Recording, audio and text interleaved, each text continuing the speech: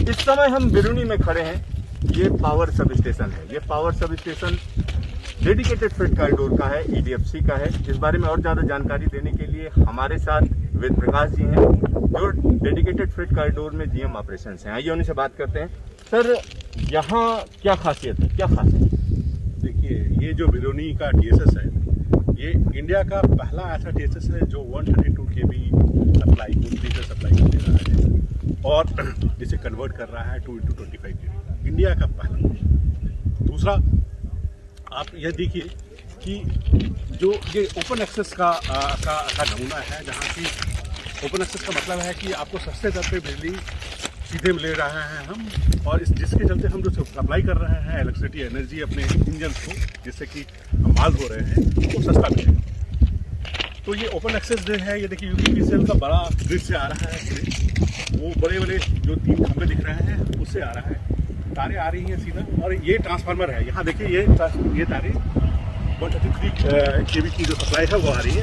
इस ट्रांसफार्मर में अब ये स्टेप अब इसको कन्वर्ट कर रहा है 2x25 केवी।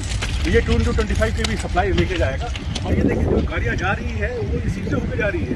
मतलब जो 2x22 केवी की गाड़ी है का जो सप्लाई है, वो हमारे जो इंजन जा रहा है, जो इलेक्ट्रिकल इंजन है, वो इसको ड्रॉ कर रहा है और तेज़ी से जा रहा है। तो यहाँ पर जो आप इंजन देख रहे हैं, ये खास ध्यान देने वाली चीज़ है। ये इस समय गाड़ी जा रही है, बड़ी तेज़ी से जा रही है। ये यहीं से पावर सप्लाई ले रही है। सही कह रहा हूँ? दूसरा बड़ा बात है, अगर आप कंपेयर करें इंडियन रेलवे के टीएसएस को और जो डीएफसी का टीएसएस है, तो टीएसएस की क्या खासियत है? इंडियन रेलवे का टीएसएस जो है वो केवल 25 केवी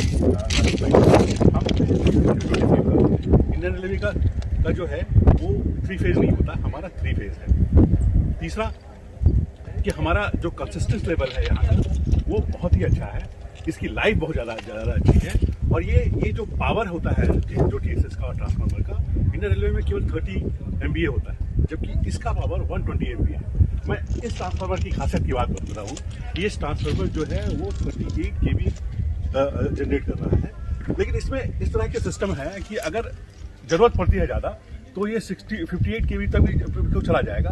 कैसे जाएगा कि इसमें फैन चलना स्टार्ट हो जाता है और कूलिंग का प्रोसेस स्टार्ट हो जाता है। अगर इससे ऊपर की जरूरत पड़ती है तो फिर ये अपने आप काम करना स्टार्ट करता है। इसमें ऑयल सर्कुलेशन स्टार्ट होता है जो उसको कूल करता है और ये फिर उसको बढ़ा देता है। तो इस तरह का एक खास ट्रांसफार्मर है जिससे कि सेम ट्रांसफार्मर सब तरह से एक्ट करता है। और ये इस तरह के जो टीएसएस हैं वो हर 80 किलोमीटर पे है। मतलब हमारा जो डीएफसीसी का स्टेशन है वो हर 40 किलोमीटर पे है, तो 2 स्टेशन को फीड करता है।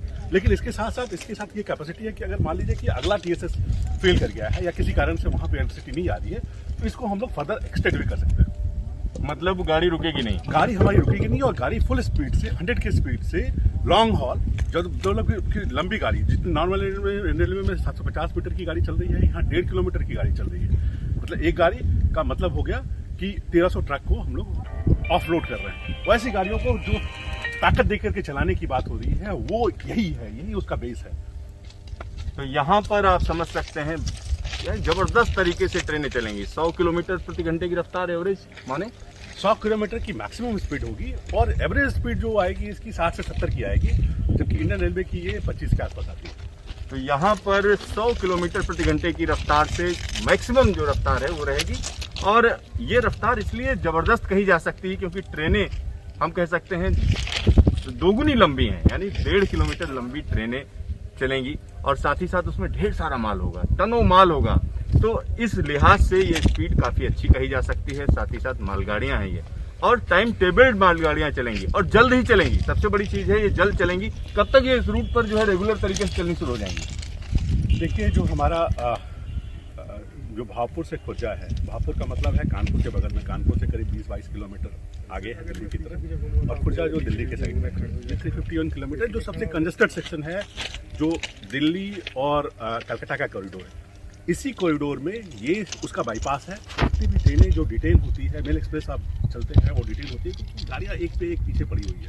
वो गाड़ियाँ कानपुर से, भावपुर से हमारे सिस्टम में आ जाएगी, डीएफसी के सिस्टम में मालगाड़ी आ जाएगी, और दूसरी ट्रेनें और कोचिंग ट्रेनें इंडियन रेलवे में चलती रहेंगी। तो कोचिंग ट्रेनें भी पूरी स्पीड से चलेगी और मालगाड़ियाँ भी पूरी स्पीड से चलेगी।